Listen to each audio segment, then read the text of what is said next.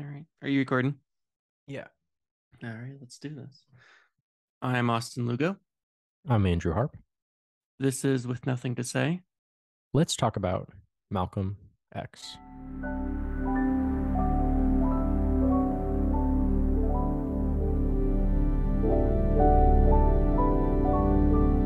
Before we get started this week, next week we'll be going to watching Taste of Cherry, a film, Andrew, you've seen before, Yeah. and according to your letterbox, it's a film you love very much. Yeah, it's a So good movie. I'm pumped. I'm excited. The only film of his I've seen is Close Up. I enjoyed it. It's been a while since I've seen Close Up. Maybe, oh gosh, it's probably been 4 years since I've seen Close Up. So I'm ready for this. I'm ready for a new Abbas experience. Well, didn't you see what was the movie I saw you saw recently? Didn't you see Certified Copy? I don't think so. Have I? Have I seen Certified Copy? Maybe. Let me see. Oh, yes, I have. That's right. When did I watch this movie? I wonder. I have seen this movie, and it was recently, but I'm trying to think. I remember the movie, and it was good, Hmm. but I have no idea why. I don't know how I found it. I guess I was just like probably just on Criterion or something. I was just scrolling Yeah. through. And I was like, oh, this is a movie, and I just turned it on. It was good. He's got a lot of his movies on there. Yeah, Yeah. And Taste of Cherry is considered his best movie, so yeah, it's gonna be good, I think. I'm pumped. I'm pumped. All right, all right, all right. But this week we watched Malcolm Yeah. X, the one and only, Yeah. 1992 Spike Lee joint. probably his best film. Um, of the handful that I've seen, yes, I think it's his best movie. Probably. I think it's better than Do the Right Thing. I think so too. I mean, I was skeptical because Do the Right Thing has for a long time been my favorite Spike Lee film. I've seen a lot of Spike Lee's work. I haven't seen all of it, but I've seen quite a bit. And Do the Right Thing, I had always held on to as the best Spike Lee film, but I don't know, man. I've watched this film probably 3 times now in the last couple of weeks, and Hmm. it's just, it's just so. Yeah, this is my second time. Oh man. I still really think it's amazing. I just think like Malcolm X is just like more of a gargantuan movie than Do the Right Thing is, even though Do the Right Thing is like a really cool movie. Absolutely. I think part of the reason this film works so well is there was a lot of pressure going into this film. I watched a lot of the supplemental content that comes with the Criterion Good. Collection, which, by the Yeah. way, I have the Ultra 4K version. So I have it's like there's like 3 or 4 discs of like tons and tons of stuff. Yeah, I wish I had And that one. the thing about the Ultra 4K version, though, is I don't have something that you can play it on. Like you need a specific type of Blu-ray player for that, which I did You not you did know. you didn't know that? I didn't know that.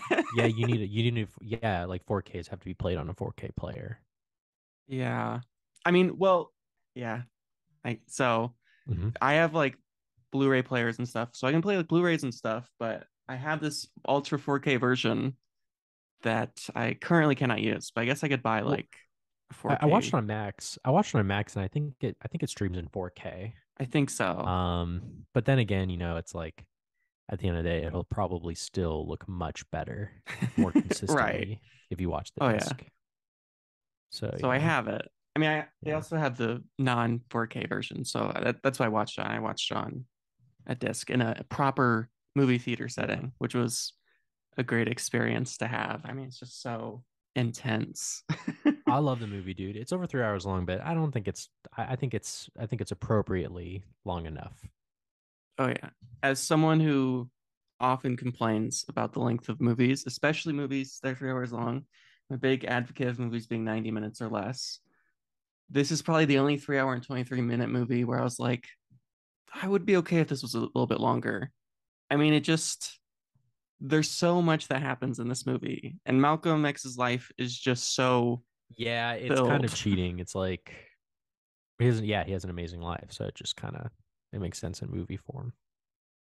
Yeah, and I think it's a match made in heaven. I mean, there are not a whole lot of directors who could do this well, and a whole lot of directors who've could have done this poorly. So, I mean, you really have to give it to Spike Lee. I remember watching some supplemental content, and people were furious that Spike Lee was picked to make this movie. Like they were not Yeah. happy because Spike Lee, is this pre Do the Right Thing or is this post Do the Right Thing? It's No, this around is the same post. This time. It's is this is post. like a Okay. few years after like Do the Right Thing. Yeah. It's Do the No, Right Thing he's like 1990. famous.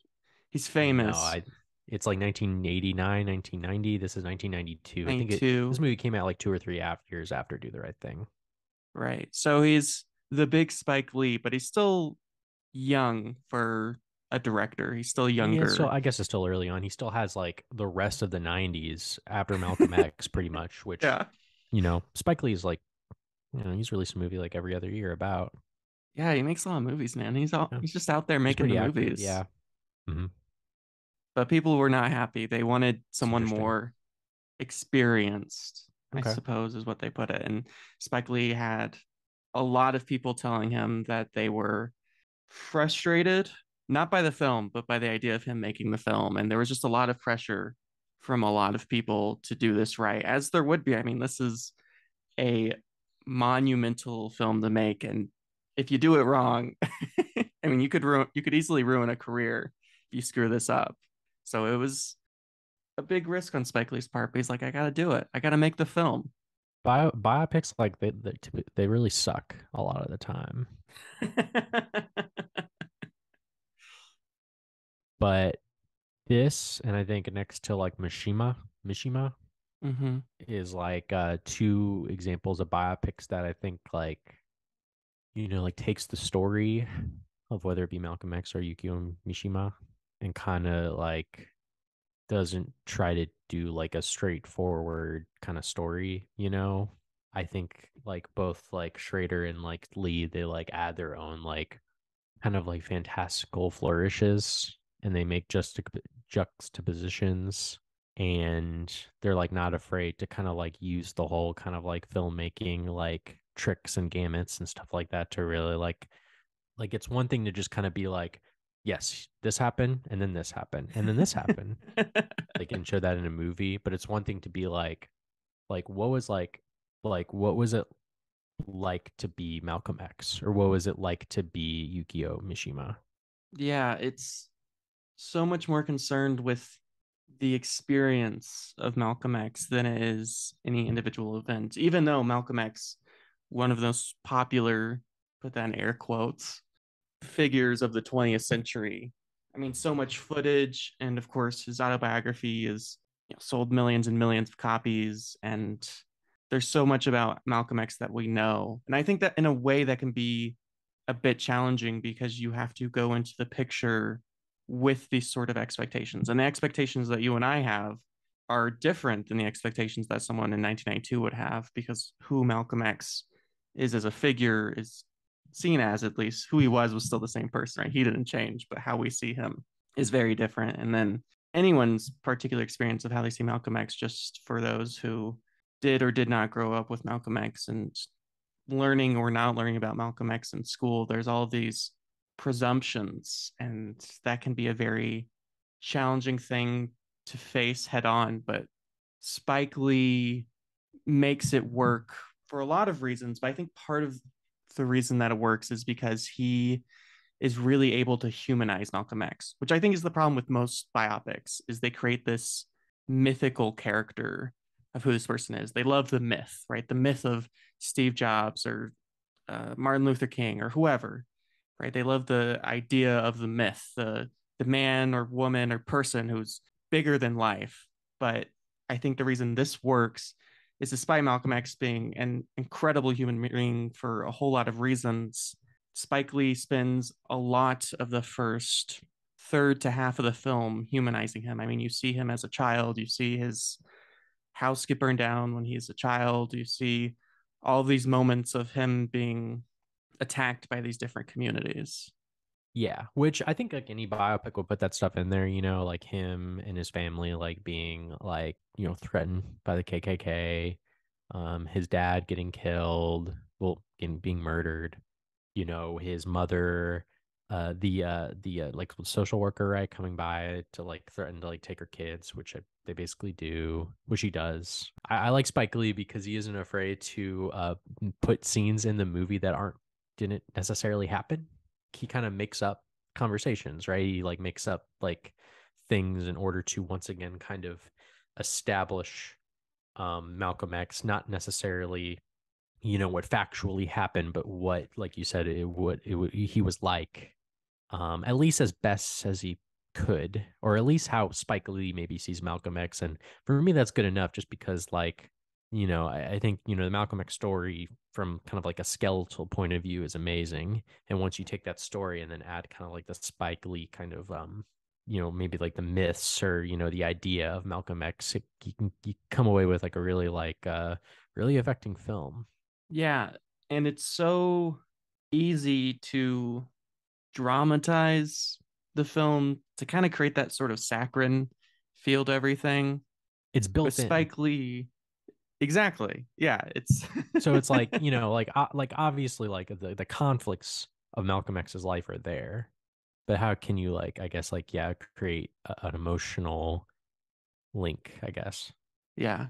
And Spike Lee does this in a whole lot of ways, but I think one of the really interesting thing that Spike Lee does is he really separates this film into a couple of different films, right? There's the Yeah, yeah, I Warriors agree. film, which has like this haze over the whole thing. I don't know if like they use like a specific filter. It almost looks like they kind of like scratch the film a little bit. It's just like Are you talking about very like basically before he goes to prison is what you're saying?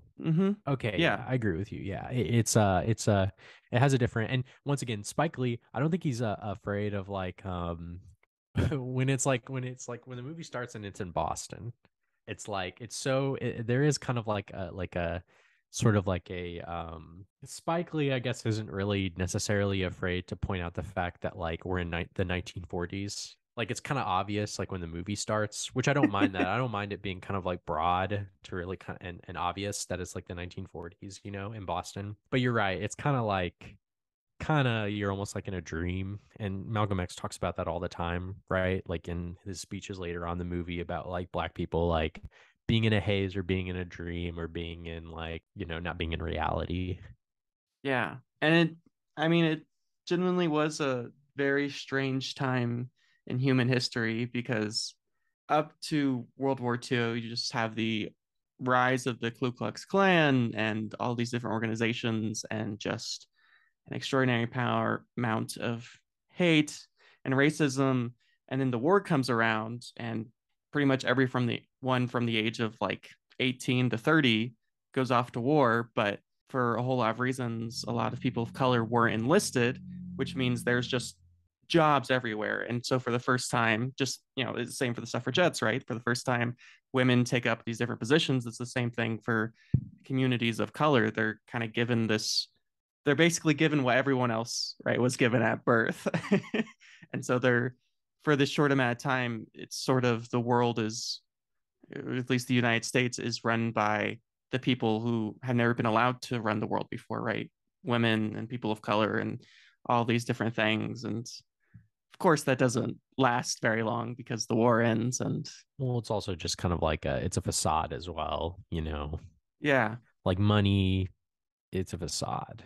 I always found the beginning scene where he gets his conch for the first time. I always found that scene. I find that scene very sad because of course what he does is that, and that's a huge part of like the beginning of the movie, the beginning half of the movie. I would say like him like wanting to be, because that's the other thing too with like I guess like more work, more jobs, more money. It's like he's trying to put on this Malcolm is trying to put on this he wants to be more white and he wants to change his hair because that's something that he can change, so he puts like the conch in his hair, which is like this acidic substance, and he talks about that in the book a lot, right? Like about like how it would like smooth down his hair or whatever to make him like appear at least a little bit more white, which I find very sad.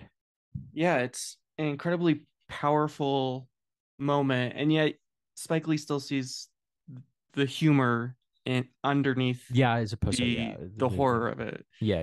And It's like an and it's the absurd thing to perfect do. opening.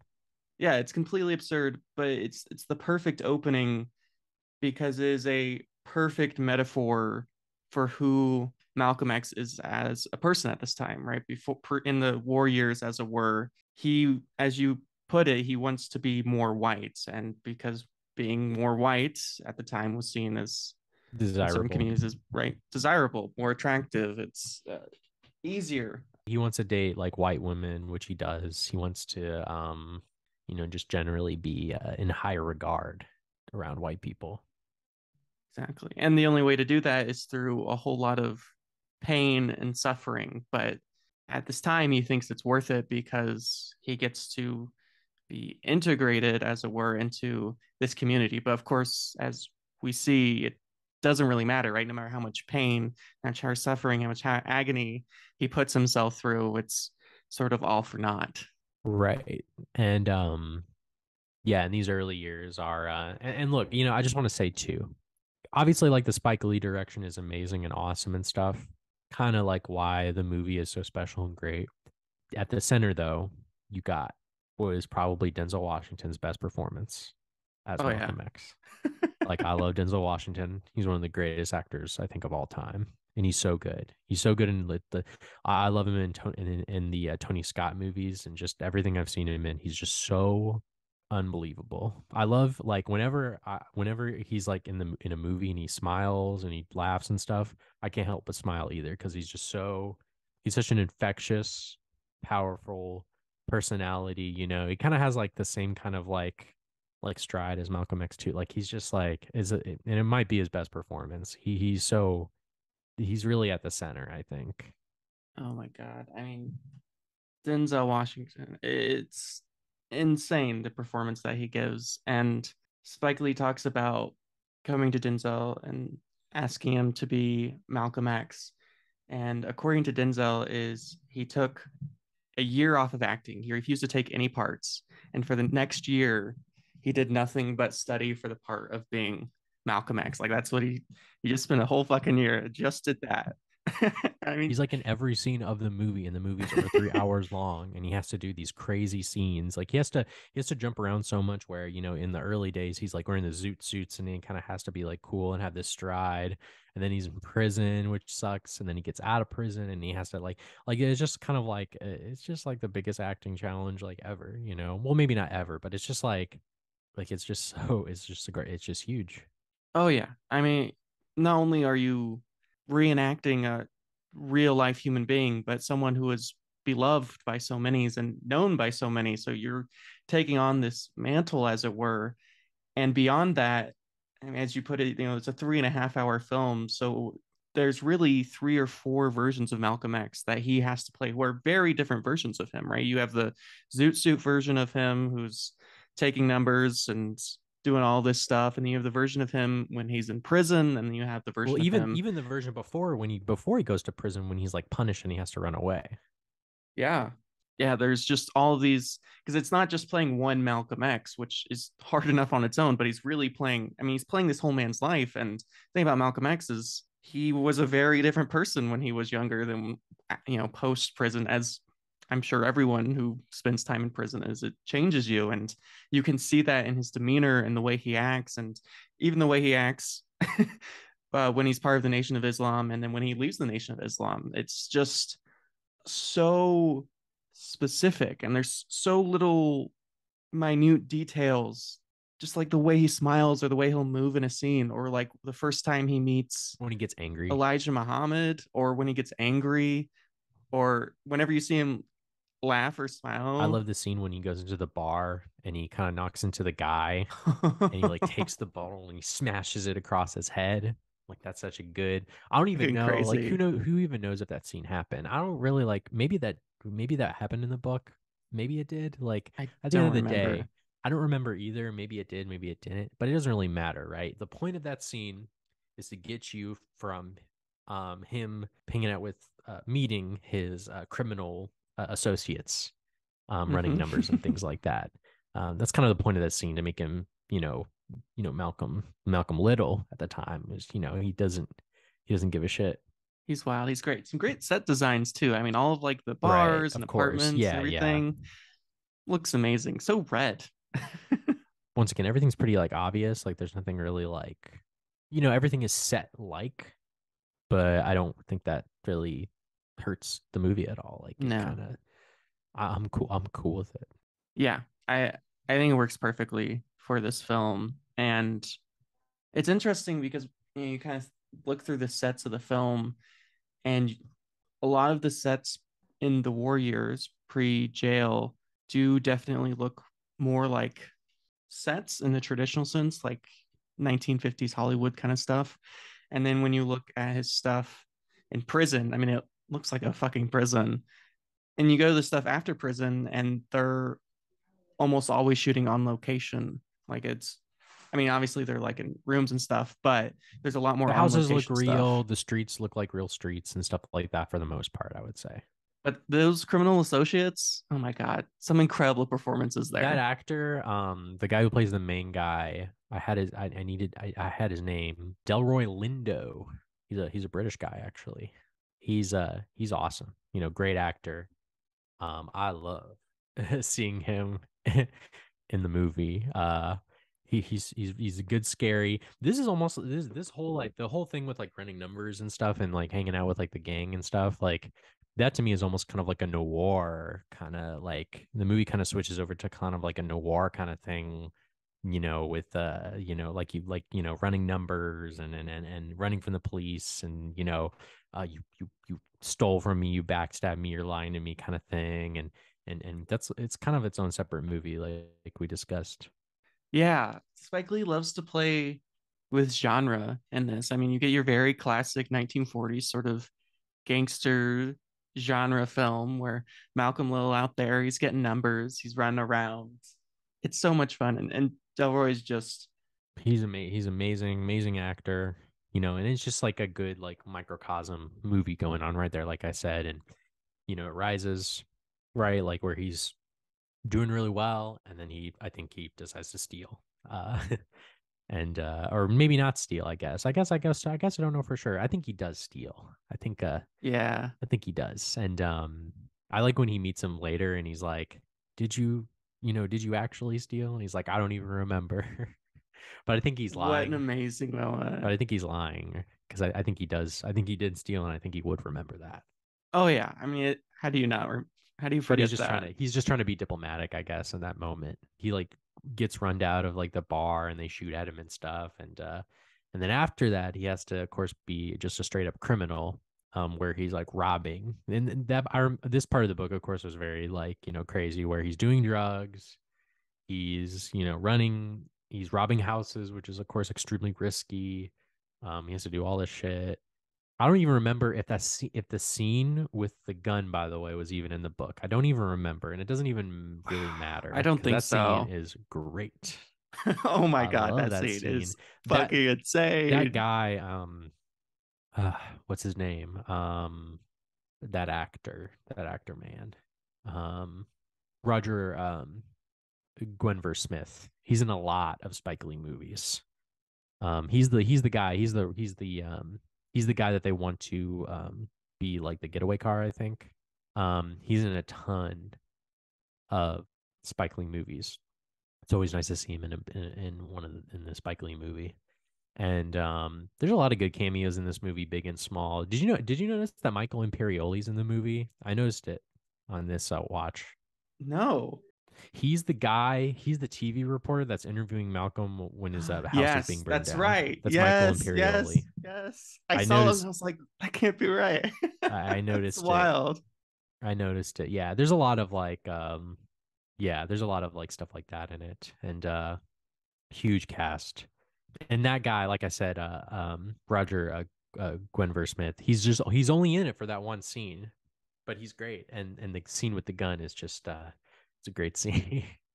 Oh my God. I mean, just so tense in all of the ways. I mean, obviously that he's not gonna It's die, crazy. but Well, it's still. crazy though when he pulls a gun and he's like, "Okay, now you do it," and he's like, "No," and he's like, "Oh, okay, here, let me show you again." Let It's me so show you I again. love that. Oh, it's so good. And it just Spike Lee in that moment is so patient. I mean, he just holds on Denzel and lets him go through the whole thing. And it's so painfully slow. Like it just feels like that scene takes forever. And just like every time he pulls the trigger, like it almost feels like that pulling of the trigger takes an infinite amount of time. And it's just, oh my God. It's wild. And of course, Denzel's performance in that moment, like he's just a crazy person. And he And of course, it's revealed that he did not put a bullet in there. He wasn't actually going to Yeah, shoot he himself in palmed the it, head. Yeah, and of course, his friend too is Spike Lee, which which is is great. he's all right. He's not like the best actor in the world, but I don't mind seeing him in his movies. He's fun. You know, he's all right. Sometimes I feel like his performances are a little wooden. He's like when he's like talking to Denzel, it's like you crazy. You know, it's like you know, maybe not the most captivating guy in the world, but he's fine. Yeah, I mean, when you surround someone like that, yeah, I like his presence more than his acting. yeah. I agree. I mean, it's hard when you got some of the greatest actors of the 20th century and then you put Spike Lee in there. I mean, I think he's fine in most of the stuff that he's in, but he's not anything close to the people right he's working with. So it's just and Yeah. it's wooden by comparison. Sure, yeah. I would agree with you. Yeah. But it doesn't work, man. The whole robbing people doesn't turn out the way they want to. I don't even know if that moment happens in the book, and it doesn't really matter where he's putting the conch in his hair and they're trying to like get water running in their apartment, him and Spike Lee, and there's nothing. So he has to go in the toilet, right? Which is kind of like I don't know, probably like a symbol of like it's come to this, you know, where you know, you live in an apartment that doesn't have running water and you're trying to and you don't have anything really. And you're robbing people and you have to like use the toilet in order to wash out the stuff out of your hair because you want it to be like a certain way. That whole time where they're running around and he's got the lie in his hair. Oh my god. That's so good. That's crazy. They're like turning on all of the things. He's Yeah. freaking out. He's freaking out very realistically. Yeah. And yeah, like the cops come in, they just bust in and I doubt Malcolm's friend said the jig is up when they got arrested, but whatever. Like Probably not. once again, I don't care at all. It's a great moment. Then they have their little courtroom scene, which I think is the last time you see. Oh no, no, you see him No, you later. see But him this is much the last later, time you yeah. see Spike for a while. But they're sentenced to 8 years, 8 to 10. They were robbing houses, yeah, and of course, like they point out, like the you know their two white girlfriends, they get like 2 years, nothing, you know, like no prison really, and they get like basically 10 years in prison. Great moment. And then there's the whole prison sequence, which I was surprised how I love that whole part of the movie. short that sequence is. I mean, it's really not that long relative to like a 3.5 hour movie.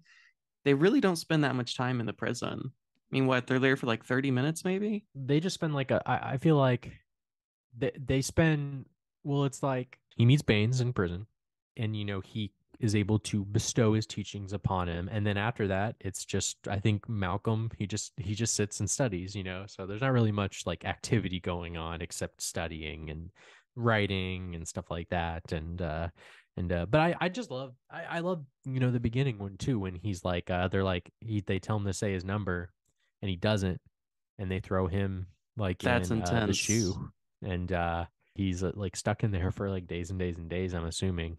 Yeah, and he's just completely like at a low point. Yeah, such a powerful moment and beautiful the way they shoot that. I mean, they basically shoot it pitch black with just like the little light.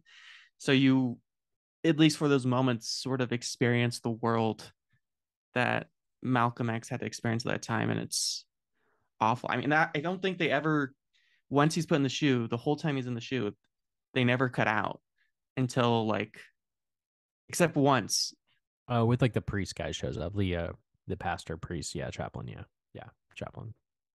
which is great because I mean you're in there for a while and it's almost like Spike Lee's just like we're gonna make it pitch black. I mean you can't see shit, and then just like a little sliver of light. It's wonderful. And then when they pull him out and just like Denzel's face at that moment, just like broken, completely broken.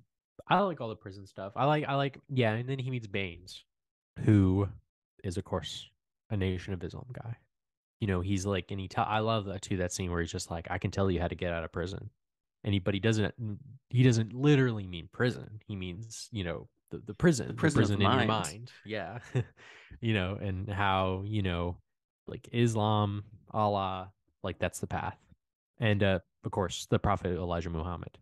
Of course, the one and only. It's interesting to watch his journey in the prison cell from going from this man who's sort of broken to becoming and there's this great cut towards the end of his prison sentence where he kind of goes from like up to this point he looks like Malcolm Little. He looks like right. He looks like just like this guy. But then like there's this great cut from like he's accepted the teachings. I think it's like right after he sees the sort of spiritual image of Elijah Right. Muhammad. He's like leading he's reading one of his letters. And I remember this part in the book, right? And there's like this the glowing, and I remember in some of the supplemental content, Malcolm X was very worried about the Nation of Islam's reaction to the film, and he had to get approval, of course, to do a lot of this stuff because and he was very nervous about it. And he said the only thing they cared about is how they portrayed Elijah Muhammad. Like that's the only thing they cared about. They didn't care about anything else. And I mean the Elijah Muhammad performance is incredible. It's just like Yeah, that guy's good. he's great. And Elijah Muhammad's a very complicated figure. Well, He's so is Malcolm X. So it's okay. so is up Malcolm X. Yeah, Which is why the movie's good and why the story is great. absolutely. And Spike Lee, he had to tread lightly when it came to Elijah Muhammad, which is why there's no really direct confrontation with Elijah Muhammad. It's kind of all just sort of to the side and speculation. And that's specifically because the Nation of Islam had some very specific requests, which of course they would, since Elijah Muhammad Well, is I'm one of the surprised they would even let them point out the adultery like accusations and the like the fathering of the children. If the Nation of Islam like did have like were able to like see it before that and try to give and like to give approval. Like I didn't know yeah, that they until you read the just told me. script. I didn't know that until you just told me. So the fact that they were okay with that is kind of funny. Yeah, they were much more lenient than I guess I would have expected. I mean, still, there are certainly things that could be said about Elijah Muhammad that were sidestepped, but even that they were able to do what they did is still sort of impressive. But Fact is, too, in the movie, Elijah Muhammad, Prophet Elijah Muhammad, had an insane influence on Malcolm X in changing his life. And when he talks to Bane in the prison too, I always found this part of the story so inspiring. How like Malcolm X, he was addicted to drugs and a criminal. I'm not a religious guy, but it's still, Malcolm was able to, find God, find some kind of like spiritual essence, and then like kind of just like focus on himself. I think what he earned his master's degree in prison, right? And he was able to essentially self-educate himself, which I find to be a thing that is very more or less like an essential thing that people ought to do. Like I love the scene when they're going through the dictionary, and I love it when they're reading like the definitions of black and white and how like from a definitional level, literally from the dictionary, the thing that's supposed to kind of be this sort of like thing that is like an objective kind of thing, like, oh, it's just like the definition of a word. Even that has like kind of like racist connotations in them. And so I love that scene. That's a great scene. an incredible moment, an incredible series of scenes. And my favorite scene in the prison, or rather, moment in the prison, is right after he reads that letter from Elijah Muhammad. He goes from being what I see as Denzel, like up to this point, I kind of see him as Denzel, and they cut, and he's got the glasses and the hair, and it's just like that's Malcolm X. Like He's he like just standing up straighter. He smiles a little bit less throughout the movie. He doesn't want to smile at anyone, right? Just completely serious, completely focused on the Nation of Islam, Prophet Elijah Muhammad, and just generally uplifting Black people. wonderful cut, wonderful moment. Could not have been done better.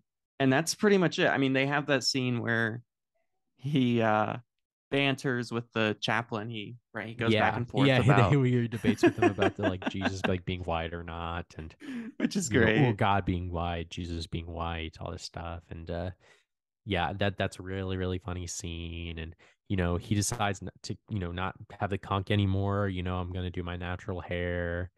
Yeah, Denzel, great actor. He's able to completely transform it to where it's as if you're looking at a different person. What a wonderful moment. Series of moments. And and that's pretty much it as far as the prison goes. I mean, then you meet Elijah Muhammad, which another amazing moment by Denzel, because when he walks into that room, He's like crying. streaming down his face. It's like perfect. The way he walks, he like lowers himself, he like hunches himself over, and he almost has like a limp, as if he's bowing down to Elijah Muhammad. Because Elijah Muhammad is obviously both in real life and in the movie, right? He's a lot shorter, but he gets to his eye level, right? He like bows Oh, down and he that's a good feels like point. he's Yeah, he hunched hunches over. over. Yeah, yeah, you're totally right. Yeah. Because he loves him so much, he finds him, and that's like kind of it's like the kind of like the just the saddest part of the movie too, right? Is that like he loves the Prophet Elijah Muhammad so much, and yet I think through very petty reasons, like Malcolm was killed. Basically he really didn't do anything to like purposefully go against the Prophet, like from the beginning and basically up till the end, more or less. He loves Elijah Muhammad, and but because Malcolm X was just so much more, I guess, captivating of a figure through the group throughout the entire population of the world and the country, that was his a mistake, I guess.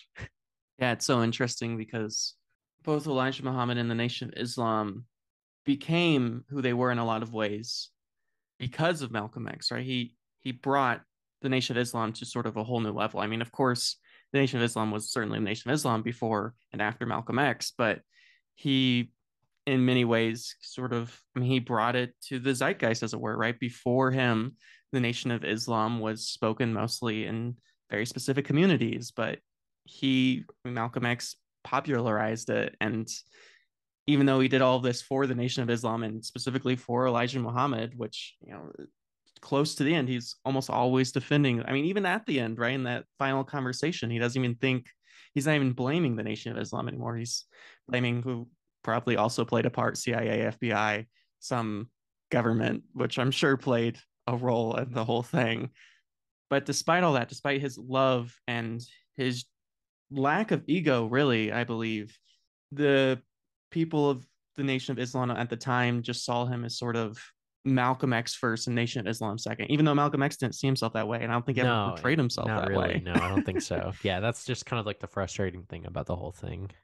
But yeah, basically, majority of the movie, right, is his getting out of prison and being in the Nation of Islam and preaching just on the streets, very low key stuff, and just his rise to fame. He's doing a lot of speaking. Of course, he meets his wife. He meets his, and you get the whole, their whole, you see their relationship grow, and of course, you get the one really great scene where someone, a brother of theirs, gets beat up in a fight, and he gets arrested. It's one of the most badass moments in all of cinema. I mean, just the way he marches into the fucking police office, whatever. He demands to be seen. They got all those people from Nation of Islam lined up like Yeah, soldiers. right. Like And it's just and the so Nation of Islam guys, intimidating. of course, like at all times are wearing suits, of course. 100% of the time, and just so sophisticated. And yet there's something, menacing's not even the right word for this. They're Just just it's really so serious and focused.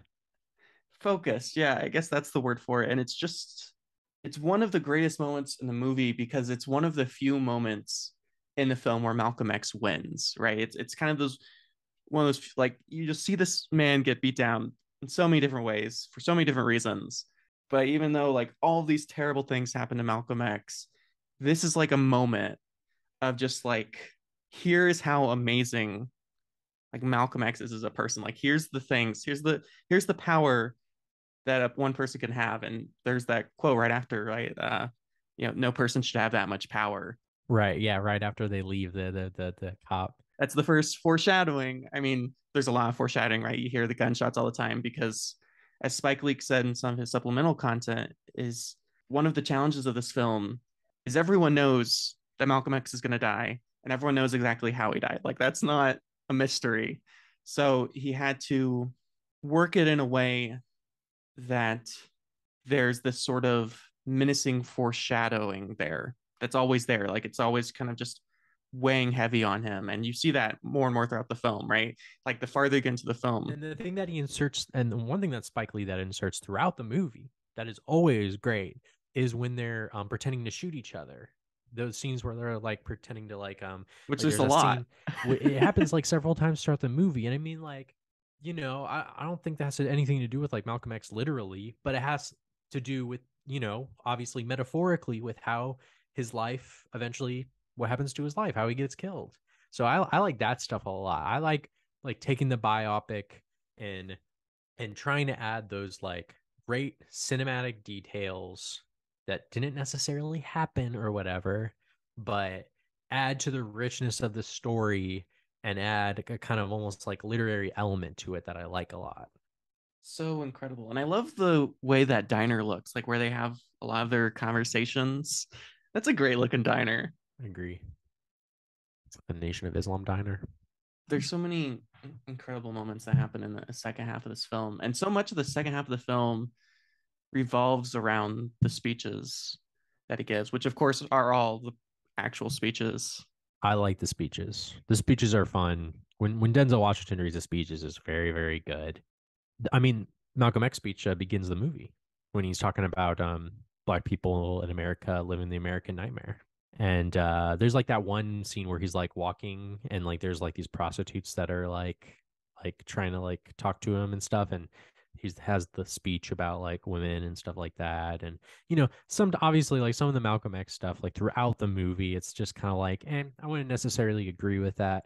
It's not like a movie and it's not a story where a person is supposed to be like, actually, that's wrong or like that's bad to think that way. It's like, for me, it's like Malcolm X is interesting because he has these like his life is a roller coaster where he's this and then he's this and then he's that, like a real person is. And I think it's interesting to base your life off of that stuff than just, I don't know, like pointing out like, oh, that's actually wrong or that's bad or whatever. Like that's so pointless. Yeah, it adds nothing to the discussion at all. And one of the very few complaints I have this film, because I think it's a near perfect film in a million different ways, is Spike Lee as a director. Speaking from all the work of his that I've seen, which I've seen quite a bit now, definitely haven't seen all of it, but I've seen a good amount. Is he's not great at portraying female characters in film. I mean, you watch a lot of his work, there are very few female characters. And even in this, I mean, there's really the only female character in the entire in a 3.5 hour film is his wife, and she only has a few scenes. And I'm not talking about like the way some of the speeches about how men and women should be and blah blah blah. I'm not talking about any of that stuff. I'm not. Everyone has their own opinions on that kind of stuff. I'm talking more about I think this I think it's a I think it's a reasonable criticism that Spike Lee's movies are occasionally misogynistic. Like I've seen that criticism before, and I think I agree with it in some ways. I think that's fair to say. this is in no way a complaint of the film or any of the people in the film. I mean, great performances all around, but it's just when you read the autobiography of Malcolm X or you watch these other films which have Malcolm X in it, a lot of great ones, the wife often is given a lot more power than she is in this. It feels if in this as if she is only a reaction to Malcolm X, like she's only a response, just really just a board for Malcolm X to bounce ideas off, which this film is all about Malcolm X. So it is his film, and all the other characters are just sort of filling in for Malcolm X. But I think if there's one thing that can make this movie even better, and it's a near perfect film, I'm going to keep reiterating that. Well, have you ever heard of the Spike Lee movie She Hate Me? No, what's that? It's like considered one of his like worst movies, like came out in 2004. It stars like Anthony Mackie. Let me read you the letterbox description, and it's just kind of like, whoa. It's this is the tagline. Letterbox, they do the tagline and then they do the plot description. One heterosexual male, 18 lesbians. His fee, $10,000 each. Fired from his job, a former executive turns to impregnating wealthy lesbians for profit. Yeah, so he made that movie. And yeah, it's just like it's a crazy movie to make. To me, that is just so so funny, and I definitely got to get around to watching that one because I'm sure it is. Something. I'm sure it's something. Yeah. So, yeah. So yeah, I would say that's a good. Yeah, I think looking at it like that is, I think it makes sense. But yeah, Yeah, like Betty X, like in the movie, is like I kind of like how as the movie progresses, she becomes more fed up about the Islam stuff, about the Nation of Islam stuff. Or and she's kind of I feel like her character is it's not bad, like in terms of just like her kind of telling Malcolm, like, Malcolm, like, I know you love Elijah Muhammad and the Nation of Islam, but they're ruining your life. They're ruining our lives. Like, they're kind of vindictive and hypocritical, you know? So I see what you mean. It's a little too simple, you know, where they kind of like set up like details and stuff about her. And then, like you said later on, she just kind of is like the person in the movie that says what is actually happening to the things that Malcolm X is kind of turning away from. Yeah. But still great performance, even given the limited content that they have. And nonetheless, it is great to watch Malcolm X struggle with this sort of cognitive bias or cognitive dissonance, as it were, between the world that he believes in. And there's this great moment where it's very Citizen Kane. It looks like it's just out of Citizen Kane, where he's giving that speech, and behind him is the giant poster of Elijah Muhammad. It's a great juxtaposition because you can tell at that moment, like the separation between Malcolm X and Elijah Muhammad, because Malcolm X, like the things he preaches, he genuinely believes in and lives the very life that he preaches. And yet at the same time, Elijah Muhammad, while has led the Nation of Islam and done all these things for these communities, as in a movie I watched 2 weeks before, One Night in Miami, as like Leslie Odom Jr.'s character of Sam Cooke points out, is that Elijah Muhammad is living in a giant mansion on the south side of Chicago, where all of this, right, crime, and he's sort of in a lot of ways perpetuating the sort of criminal activity of these communities. They don't point out the wealth stuff too much in Malcolm X. But it is kind of like, yeah, like you said, like he's really famous and he obviously loves being famous. They do kind of point that out, the fact that he does get jealous, right? He gets jealous of like base of essentially what is, obviously like Islam, it's all about like Allah and, wanting to be with Allah and, do what he wants. And, but Elijah Muhammad and his followers, they kind of just get a little worried about things like power and press, which are earthly things, right? Like they don't actually matter, but they feel threatened by Malcolm X and his fame. And like I said, we think Malcolm is getting too much press. It's like these things are just like they're kind of petty. It's like it's all like the Nation of Islam stuff, right? So who cares? But Elijah Muhammad, he gets jealous and everybody gets angry at him. And like I said, it's kind of frustrating. Yeah, it's infuriating at times. And there's that moment later in the film where one of the people from the nation, because Malcolm X is such a popular figure, he's got bodyguards basically all of the time. And of course, those bodyguards are at first there to protect him, but like, another great metaphor, right? Because those bodyguards end up being the people who sort of spy on Malcolm X. Like the one thing that keeps him protected is now the thing that's sort of like haunting him. And there's that moment late in the movie where one of his bodyguards tells him that he was supposed to kill Malcolm X that night, right? He's supposed to wire his car. And of course, he refused because he believed in Malcolm X. And Malcolm X's response is so interesting because he almost brushes it off. Like he instead of saying, He almost kind of, he's just kind of like, yeah, thank you for not killing me, but you did kind of go against the prophet, so I think which you is should leave. wild.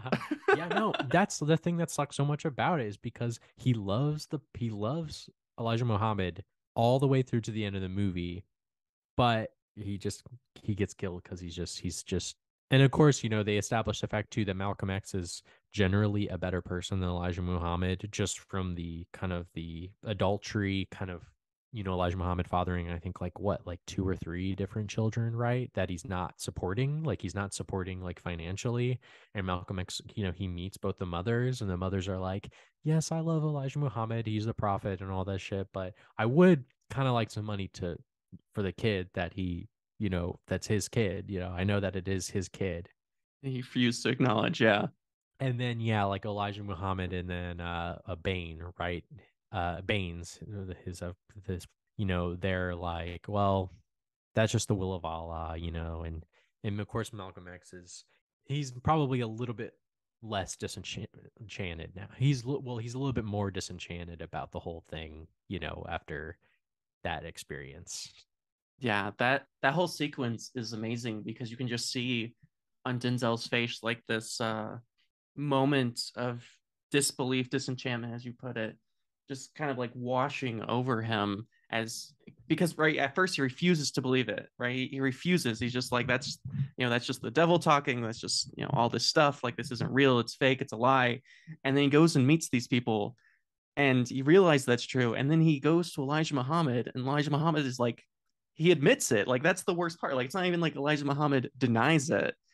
He's like, yep, I did that, and that's just how it is. Like, yeah, like I'm a human, and Malcolm X is just like, what? Like, we're supposed to like be this way, and yet you're it's hypocritical, and yeah, it's a problem with like prophets, I guess. It's kind of hard to like point out everything. Yeah, there's just so much to try and think what's kind of the final straw that leads him to step away. I mean, of course, in the autobiography, he talks about He makes a comment about the JFK assassination. that's right. Yep. He says the The what chickens chickens come to have come roost. home to Yeah, the roost. chickens have come Yeah. home to roost. Yeah, which is a great Great comment quote. about Great JFK. moment. Yeah, the JFK Which assassination. I mean, not he's not wrong. He's not wrong. No, no, but Elijah doesn't like it, and so they put him in timeout. That's right. Yeah. Which is again ridiculous that I mean, I understand their perspective, right? Because they are afraid that they're going to be seen as a hateful group and they're trying to constantly recruit people.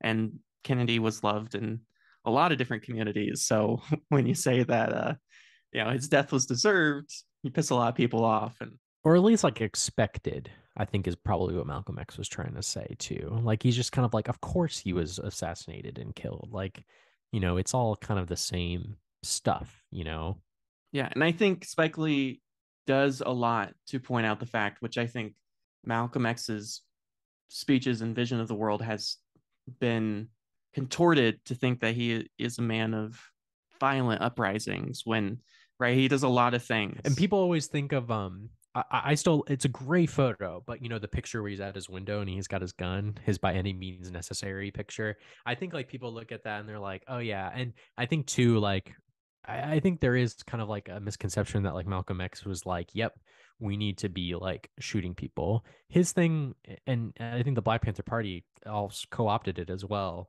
He's just kind of saying like, yeah, we should have guns because I would prefer not to die is kind of the idea. I'm not like a gun person. I don't really care for it, but I understand the perspective at that time of wanting to use self-defense, to defend yourself from, and if you're a black person in the 60s or 50s, I can kind of, I can, I definitely have sympathy for that. But yeah, he's not really violent, and maybe too, it's the Muslim thing as well. Like Muslims, obviously they're terrorist organizations, Muslim terrorist organizations, but Muslims are pretty, they ultimately generally don't believe in violence or anything like that either. Yeah, absolutely. And then there's that great moment when he comes back from Mecca when someone asks about rifle, right? The rifle companies, and he has that great line where he says something to the effect of, if you were being attacked and the government wasn't protecting you, like refused to protect you, what else are you supposed to do? Which is kind of like his whole thing, which is like the whole reason that he's advocating for self-defense is because they're quite literally being attacked by the US government and individuals within it. So, he's in no way ever advocating for violence or anything to that effect. He's merely advocating for self-defense. But Yeah, it's a misconception. oh yeah, completely. But that moment with the when his house catches on fire. Yeah, that's a great ass moment too, because of course they go back and forth between his like dad reacting to their house being burned down when he was a kid. Once again, another Another god tier filmmaking move from Spike Lee with that. And they do that throughout the movie too, though.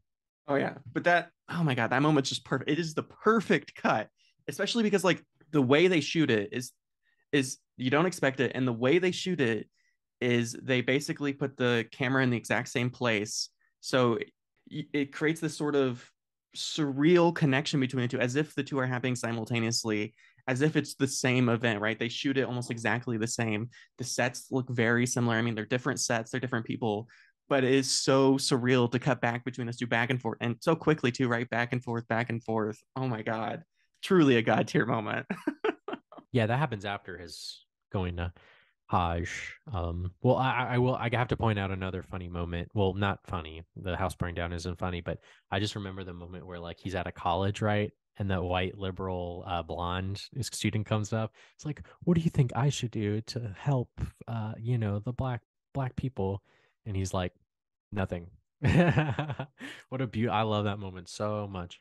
Anyway, yeah, his house gets burned down after he goes to Hajj, which that's another big turning point, of course, for Malcolm, where he kind of realizes that, through like religion or spirituality or Allah or whatever you want to say, like he's found like this incredible, connection and solidarity between all different kinds of people. And so kind of switched over a little bit from thinking that like all white people are the devil to kind of having more of like a shared kind of like bond that there is like it is possible to kind of have this, bond between all people if you all kind of are on the same page. And all that stuff that they do in Egypt is so cool. I mean, they shoot the pyramids, and they're really out there. They do like this cool, like they shoot. It looks like they shoot like, just like on a 16 millimeter camera, just like an old school like doc camera, and all this like footage and like color and black and white. And of course, by this point, the two mysterious white men who are CIA, FBI. They throw that detail in there that he's being, yeah, like taped. Like, yeah, that he's being followed. And then also, like, later on, they show that his calls are being taped. Just wonderful and wild and crazy and insane. And then we really get to the final leg of the movie, right? The final chapter. Him and his family are being essentially psychologically tortured by the Nation of Islam, where they're calling them and they're threatening them, and they firebomb their house and they continue to threaten and stuff. And yeah, we get to the last part of the movie, which is basically his assassination. Look, I'm just gonna say, like, the second time I've seen the movie, and I knew it was coming because I knew I'd seen the movie before, but the section where he's on his way, him and the other people, where yeah, like they're playing the Sam Cooke, rendition of "A Change Is Gonna Come," and they're yeah, Malcolm X and everybody else, his assassinators, his family going to the final speech and everything, like that section is the best section of the movie, and it made me cry a lot like on this run around. Yeah, like it didn't make I was very emotionally affected when I saw it the first time, and I knew it was coming, but as soon as the sequence started, I cried throughout the whole section. That shot when he's like standing and it looks like everything is moving behind him. The double dolly. Yes. And then, yeah, and the woman like wakes him up and she's like, oh, you're doing a great job. Jesus will protect you and all this. And oh my God, that section is just like, oh, it's so good. It's one of the greatest sequences ever. Oh my God, one of the most powerful moments in cinematic history. I mean, just something when I saw it, it was just like from that moment, I knew that moment of cinema was going to be ingrained in my brain for the rest of history, like till the day I die. That's going to be one of those moments that I'm not going to forget. It's just, oh my God. I mean, I watched it twice in like the span of a week. And even though I'd just seen it like 4 or 5 days ago, I still cried the second time I saw it. I was like, oh my God, it's just, I can't believe it's kind of unbelievable. Yeah. And once again, it's just kind of like it's the foreshadowing kind of thing of it that just and it's just like I think I was very emotional because it's just so unfair. It's just like life is really unfair. It just sucks. And and you get to the final speech and they shoot the fuck out of Malcolm X. One of the assassinators is, of course, the great, and he's in so many Spike Lee movies, Giancarlo Esposito. And like you have that scene where like you have that part right after they kill him, where they're like running around and they fall down the stairs and they like carry him out and stuff like that. I love Giancarlo Esposito; he's a great actor. And yeah, it's just like I said, it's just like a very it's just a really unfair thing that happened. It just sucks. Yeah. Oh my God. That there's that great moment right before I think a change is gonna come still playing, and one of Spike or it's not Spike Lee, one of Malcolm X's daughters Where he drops the drops doll. her doll, Yeah. And he picks it and up. Yeah. he picks it up and he has this big smile on his face. And of course, He's such no a one good can do it. actor. Quite no one can do this like him. I love Esposito. He's so good. He goes from the smile to like the coldest, Oh, scariest he's stare so of all good. time. He's honestly Oh my like God. when it comes to acting, he might be as good as like Denzel Washington. Like he's great in Breaking Bad, of course, but he's good. I've seen him in a lot of Spike Lee movies. He's in a lot of them, and he's so good in all of them. Like in Do the Right Thing, he acts so like crazy and like just awesome. Like I love him. And he gets fucking killed. He gets shot like 100 times, and He gets shot like 100 times right in front of his family. right in front of his. Yeah, that's crazy. Spike Lee points this out in some of the supplemental content that, and you can see it right before Malcolm X is shot. They cut to Denzel's face, and he just has like the tiniest little smile. Oh yeah, Like he there's just like a does. little, Yeah, he's kind of accepted it, and that's kind of the point too of like the sequence that comes before he arrives at the venue is that like it's sort of like this acceptance, like he knows he's gonna die, and he sort of accepted the fact, and he doesn't want to appear afraid of anything, so he goes anyway to the speech. yeah. And Spike Lee spoke to Betty X before making the film, and he said one of the big things she pointed out, like one of the biggest things that she insisted on was that the day Malcolm X did that speech, he knew he was going to be killed that day. Like he was sure of it and he accepted it. And that was actually why they have that change is going to come scene, is because, right, it's, as you say, it's the acceptance that, It's over. Yeah. it's over. And he wanted to be I wouldn't say he wanted to be a martyr, but he knew that this was for the greater good. Like he was doing the thing, even though it was so cruel and evil and unfair, that he believed that his death would be the push for a future movement. And oh my God. Yeah, he sacrificed himself essentially. And then Spike Lee does the thing he likes to do a lot, which he ends the film with a lot of footage of Yeah, it's like a very didactic ending. Kind of like at the beginning of the movie too, where they have like the Malcolm X speech up against the Rodney King footage. Like he definitely wants to like point out the fact that the movie came out in 1992. Like he's it's very clear that he's like what can like Malcolm X do to help us today? Like what can he show us about the current moment? Which I think that's a good way to end the movie. Fuck it. More movies should do that. yeah, I think it's great. And the only Nelson Mandela appearance in a feature film. Oh, I didn't realize that that was the only one. I didn't know that. This was before he was president. So, Wow, yeah. So probably just out of prison. so just out of prison, and it is while he was running for president. And that very final line, which is actually spoken by Malcolm X, at any cost necessary, Yeah. or whatever it is, Any means necessary. any means necessary, was actually supposed to be spoken by Nelson Mandela.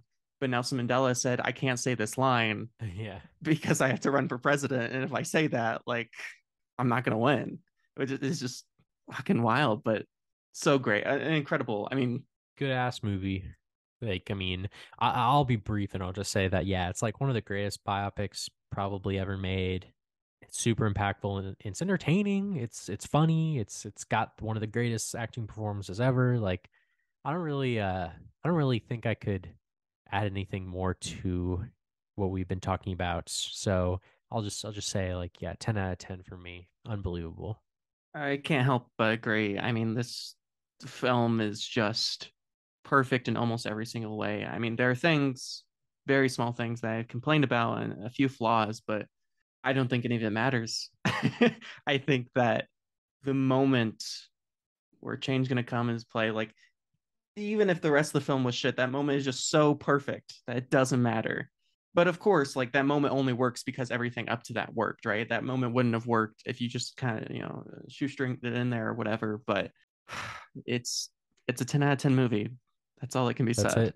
There we go. I don't know if we've ever like both done a 10 out of Both 10. given a 10 out of 10. No, I think this is the first. Wow. There you go. Wow. Well, thank you all for listening. You can find everything I do at Austin Luca 12. I'm on Letterboxd at Retro Andrew, RTR0 Andrew. And you can find this podcast wherever you hear podcasts. You also find us on Instagram, TikTok, and YouTube at Theory42 or on our Patreon at patreon.com/Theory42. And thank you all for listening. Thank you very much.